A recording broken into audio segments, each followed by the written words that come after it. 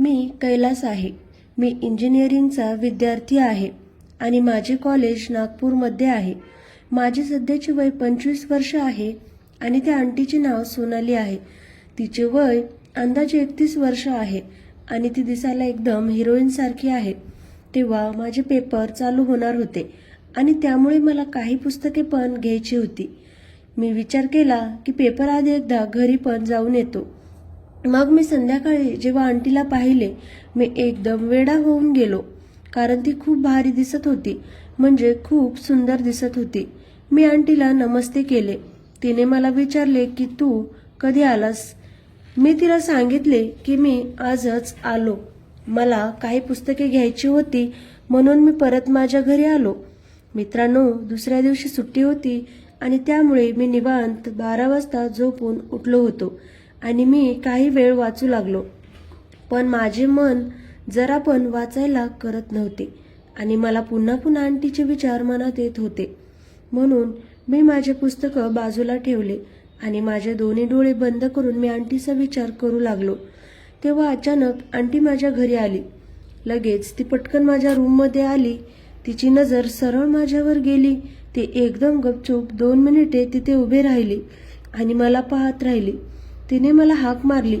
मी पटकन माझा लोवर सरळ केला आणि मी माझे चाळे लपवत होतो आणि ती हसू लागली. ती मला म्हणाली की तू काय करीत वाचत होतास की कोणाच्या तरी विचारात हरवला होतास. मग मी म्हणालो की आंटी, असे काही नाही हो, मी वाचत होतो. मी थोडा दमलो म्हणून मी काही वेळ आराम करण्यासाठी डोळे बंद करून झोपलो होतो. मग ती पटकन मला हसून म्हणाली की मला चांगले माहिती आहे की तू किती झोपला होतास.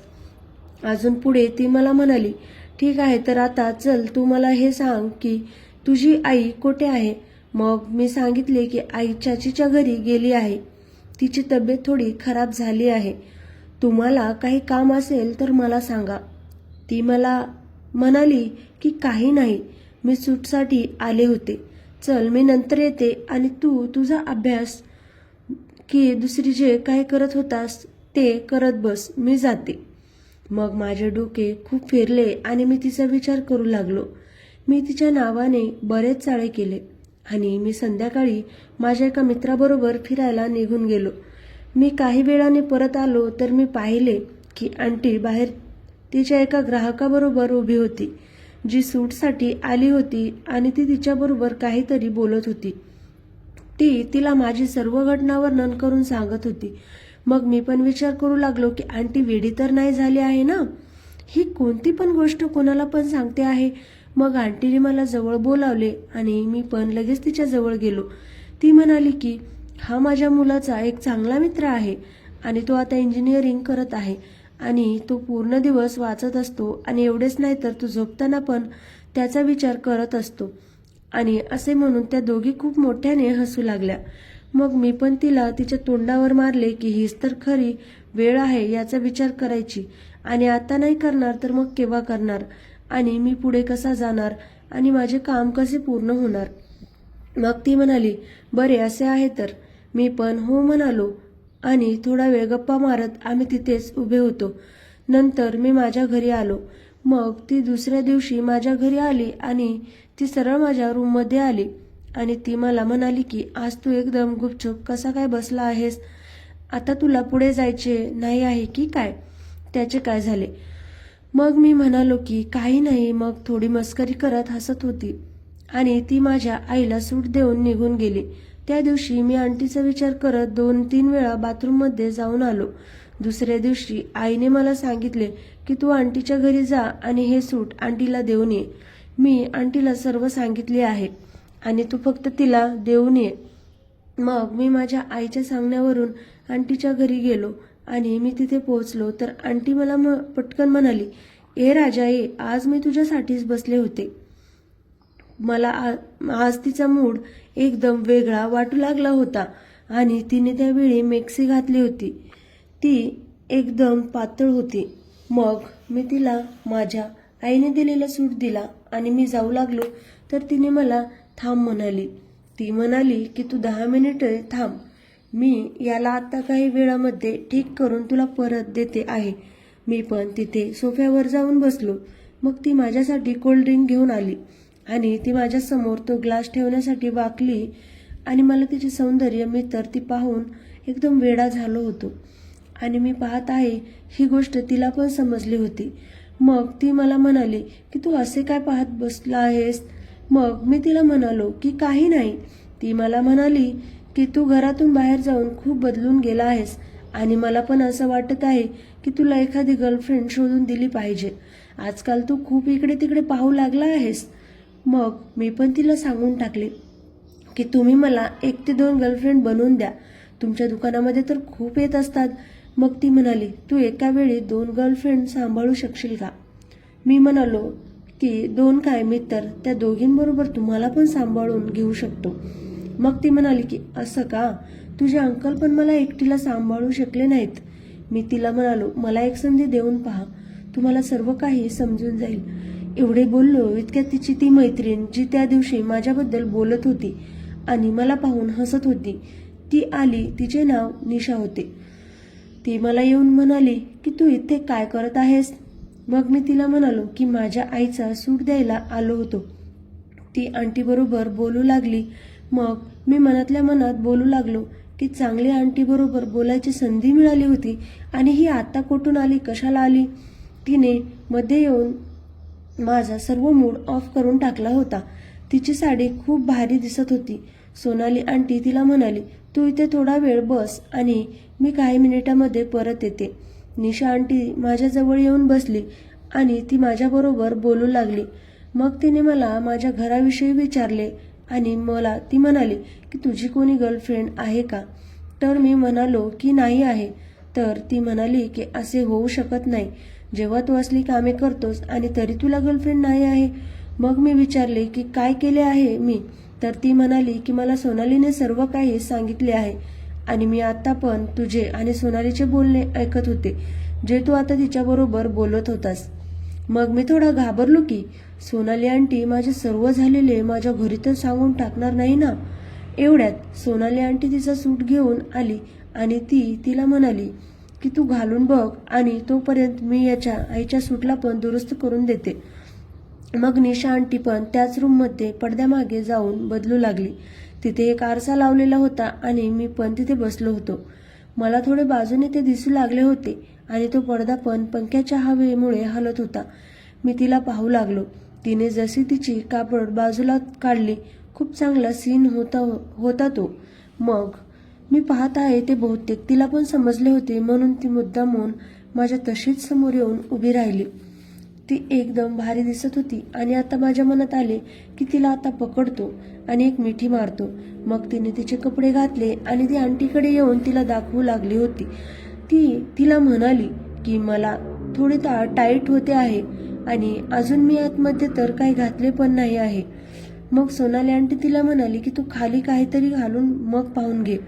तिने तिच्या कपाटातून काही कपडे काढून दिली. ती घालायला ती घेऊन गेली आणि यावेळी मी थोडा बाजूला झालो जेणेकरून मला काहीतरी चांगले दिसेल. ती मागे जाऊन आतले कपडे घालून बघत होती. तिने तेवढ्याच सोनाली आंटीला आवाज दिला की एक वेळा तू जरा इकडे ये, माझ्याकडून हुक बंद होत नाही आहेत. सोनाली आंटी पण हे पाहत होती की मी कसे निशा आंटीला मागून पाहत होतो. तर तिने मला पण एक हाक मारली पण मला काही ऐकू गेले नाही कारण मी तर तिला पाहण्यामध्ये व्यस्त झालो होतो. मग आंटीने मला जोराने आवाज दिला आणि मला म्हणाले की कोठे गुंग झाला आहेस की तुला काही ऐकू पण येत आहे की नाही. मग निशा आंटी म्हणाली की हा आपल्या स्वप्नामध्ये बुडालेला आहे. मी काही पण बोललो नाही. मग सोनाली आंटी मला म्हणाली की जा आंटीला मदत करून दे. मी तर खूप खुश झालो. मी जसा उभा झालो तसे सोनाली आंटी म्हणाली की निशा तू खाली पहा, याचे स्वप्न सरळ सरळ दिसू लागले आहे. तर ती त्या आरशामधून पाहू लागली. त्या दोघी माझ्यावर हसू लागल्या आणि मी पडद्याच्या मागे गेलो तर मला आंटी म्हणाली की माझे हे हुक बंद करून दे. मी तिला हुक बंद करायचे कारण काढून तिला स्पर्श करत होतो. ती मला म्हणाली की वेडा झाला आहेस की काय. ती मला रागावू लागली. तेवढ्यात मग सोनाली आंटी मध्ये आली आणि म्हणाली जाऊ दे ग, लहान आहे. तर निशा म्हणाली की याची थोडी मस्ती केली तर हा माझ्या डोक्यावर चढून बसला आहे. मग तिचे हे बोलणे ऐकून माझा पण मूड खूप बिघडला आणि मी तिथून बाहेर गेलो आणि माझ्या घरी आलो. 3 दिवस झाले तरी मी ती घटना विसरलो नाही. मी तिच्या घरी पण गेलो नाही. मग सोनाली आंटीने मला 1-2 वेळा फोन पण केला होता, पण मी तिचा फोन उचलला नाही. तिने दुसऱ्या दिवशी माझ्या आईला फोन केला. आई मला म्हणाली की तू सोनाली आंटीकडे जा आणि माझे सूट घेऊन ये. मग मी आंटीच्या घरी गेलो. तिने मला विचारले की तू माझा फोन का उचलत नाही आहेस, तर मी काही पण उत्तर दिले नाही आणि एकदम गप्प राहिलो. मग ती माझ्याकडे आली आणि मला म्हणाली की तू त्या दिवशी जे घडले त्यावर नाराज आहेस का. मी काही पण बोललो नाही. ती म्हणाली की जे झालं ते विसरून जा ना, आणि बघ मी तुझ्यासाठी एक मस्त गर्लफ्रेंड शोधून ठेवली आहे. मी पण हे ऐकून पटकन म्हणालो, खरेच का. आणि मी आनंदाने आंटीला गळ्याला भेटलो. पण मी 2 मिनिटांनी शुद्धीवर आलो आणि तिला सोडून दिले. मग आंटी म्हणाली की काही हरकत नाही, आणि तेव्हा आंटीच्या चेहऱ्यावर एक वेगळे भाव होते. मग ती मला म्हणाली की मी तर चेष्टा करत होते आणि मला इतक्या लवकर कशी काय मिळणार होती ती. मग मी म्हणालो की मला काही पण माहिती नाही. आता तुम्ही सांगितले आहे ना, मग मला गर्लफ्रेंड हवी आहे, नाहीतर तुम्ही स्वतः माझी गर्लफ्रेंड बनवून घ्या. मग ती म्हणाली की एकतर तू माझ्या मुलाचा मित्र आहेस, मग मी तुझी गर्लफ्रेंड कशी काय बनू शकते मला सांग पाहू. मग मी पण म्हणालो की जर मी तुझ्या मुलाचा मित्र नसतो तर तू माझी गर्लफ्रेंड बनली असतीस का. आता ती एकदम गप्प बसली आणि ती माझ्याकडे पाहू लागली. मग मी विचार केला की खूप चांगली संधी चालून आली आहे. मी पटकन तिचा हात पकडला आणि तिला म्हणालो की आंटी मी खूप प्रेम करतो, तुम्ही माझी गर्लफ्रेंड बनणार का. मग ती काही पण बोलली नाही आणि मला पाहत राहिली. काही वेळ विचार करून ती मला हो म्हणाली. मी तिला मिठी मारली आणि मी तिथून निघून आलो. आता मी आणि आंटी फोनवर खूप बोलू लागलो. मी तिला पूर्ण दिवस मेसेज करीत राहायचो आणि तिला कधी कधी कॉल पण करत होतो. मग एक दिवस तिने मला एक जोक पाठवला, तर मी पण तिला उत्तर देत तिला एक जोक पाठवला. मग ती मला म्हणाली की अजून पाठव, तर मग मी तिला एक चावट जोक पाठवला, पण तिने काही पण उत्तर दिले नाही. मग मी तिला काही वेळाने कॉल केला आणि विचारले की काय झाले, तुम्हाला जोक आवडला नाही का, तुम्ही उत्तर का देत नाही आहे.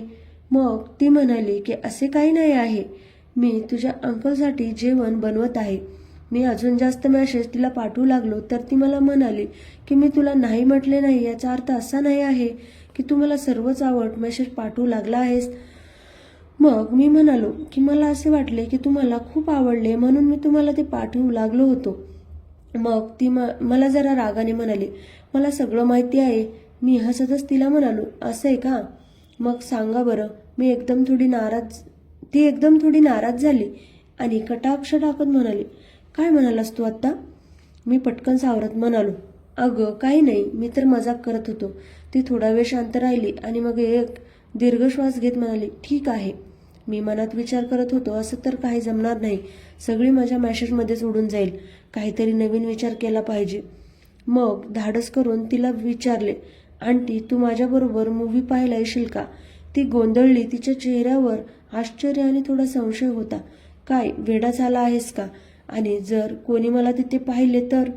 मी तिला समजावत म्हणालो, अगं काही होणार नाही, पण जर तुला बाहेर जायला आवडत नसेल तर मीच DVD घेऊन येतो, आपण दोघं घरीच बघू. ती पहिल्यांदा पूर्ण नकार देत होती, पण मी आग्रह केला आणि शेवटी तिने मान्य केलं. ती विचारात पडली आणि म्हणाली, कोणती मूव्ही आहे. मी मिश्किल हसत म्हणालो, एक इंग्लिश मूव्ही आहे. ती थोडी संकोचली पण अखेर म्हणाली, ठीक आहे. मी DVDचं दुकान गाठलं आणि एक रोमॅन्टिक फिल्म घेतली. मनात एक वेगळंच उत्साहाचं वादळ सुरू होतं. आज काहीतरी वेगळं घडू शकतं. ठरल्याप्रमाणे मी 10 वाजता तिच्या घरी पोहोचलो. घरात फक्त तीच होती. अंकल ऑफिसला गेले होते आणि तिचा मुलगाही कामावर गेला होता. Perfect timing. मी मनातल्या मनात म्हणालो. मी आत गेलो तर तिच्या साडीच्या जागी एक सुंदर सडपातळ सूट होता. ती या वेशात प्रचंड मोहक आणि आकर्षक दिसत होती, जणू काही खास तयारी केली होती. मी हसत म्हणालो, हाय आंटी. ती हसून म्हणाली, बस मी तुझ्यासाठी पाणी घेऊन येते. तिच्या चालीत एक वेगळीच नजाकत होती. त्या क्षणी मला जाणवलं, आज काहीतरी वेगळंच होणार आहे आणि मी त्याच्यासाठी पूर्णपणे तयार होतो. मग ती माझ्यासाठी पाणी घेऊन आली. ते मला दिले आणि ती मला म्हणाली की मी तुझ्यासाठी काहीतरी खायला पण घेऊन येते. मग मी तिला म्हणालो की इथे बस सोनाली. ती म्हणाली की आंटीवरून सरळ सोनाली, तुझ्या मनात काय चालू आहे रे? मग मी म्हणालो की आता गर्लफ्रेंड बनली आहेस तर मग मी तुला सोनाली म्हणणार नाही का? तर ती हसू लागली. मग मी मूव्ही लावू लागलो तर ती म्हणाली की कोणती आहे? मग मी तिला नाव सांगितले तर ती म्हणाली की ही तर खूप जुनी आहे मूव्ही. मग मी म्हणालो की तुम्ही आधी पाहिले आहे का? तर ती म्हणाली की हो, एक वेळा अर्जुन घेऊन आला होता आणि ती निघून गेल्यावर मी त्याच्या लॅपटॉपवर पाहिली होती हा मूव्ही. मग मी तिला म्हणालो की मग तर तू चावट मूव्ही पण पाहिली असशील. तर ती लाजू लागली आणि मला म्हणाली की गुपचूप मूव्ही लाव. आणि आम्ही मूव्ही पाहायचे चालू केले आणि त्यामध्ये थोड्या वेळामध्ये एक मुलगा एका मुलीला किस करू लागला आणि मी तेव्हा आंटीचा हात पकडला आणि त्यावर किस केली आणि तिला मी मिठी मारली. मग आंटीने मला मागे केले आणि ती म्हणाली की हे सर्व करायला मी तुझी गर्लफ्रेंड बनले आहे का? मी तर तुझे मन ठेवायला हो म्हणले होते आणि तू हे सर्व काही तुझ्या गर्लफ्रेंड बरोबर कर, ठीक आहे ना? मग मी म्हणालो की ठीक आहे. माझे मन ठेवण्यासाठी हो म्हणणं तर ती नाही म्हणाली. तर मग मी नाराज झालो आणि जाऊ लागलो तर ती म्हणाली की थांब जरा, पण मी फक्त तुला किस करायला देणार आहे आणि जास्त काही पण करायचे नाही, समजले? मग मी म्हणालो की ठीक आहे आणि मी तिला मिठी मारली. मग मी एक गाणे चालू केले आणि तिला डान्स करायला सांगितले. तर तिने पटकन हो म्हणाली आणि मी तिच्याबरोबर डान्स करू लागलो. मी तिच्या ओठावर किस करू लागलो. आम्ही 5 मिनिटे किस केले आणि ती पण आता तयार होती. आम्ही खूप प्रेम करू लागलो आणि काम चालू असताना आम्ही बोलत होतो. ती म्हणाली, मी खूप उपाशी आहे रे. मला अर्जुन पूर्ण शांत तुझ्या काकांनी केले नाही. त्यांना वेळ मिळत नाही कामामधून आणि जर ते घरी आले तर थकून असतात, त्यामुळे ते जेवण करून लगेच झोपी जातात आणि परत दुसऱ्या दिवशी कामावर जातात. त्यामुळे माझ्यावर प्रेम करायला त्यांना वेळच मिळत नाही. बोलत बोलत आम्ही एक पाऊल पुढे टाकत होतो. खूप मजा येत होती आणि आम्ही आता एका सर्वोच्च बिंदूवर येऊन शांत झालो. लगेच मी माझ्या घरी निघून आलो कारण त्याच्या मुलाच्या येण्याची वेळ झाली होती. तर मित्रांनो, कथा कशी वाटली कमेंट करा. व्हिडिओ आवडला असेल तर व्हिडिओ लाईक करा. चॅनेलवर नवीन असाल तर चॅनेलला सबस्क्राईब करा. चला तर मग पुन्हा भेटूयात अशाच नवीन व्हिडिओमध्ये. धन्यवाद.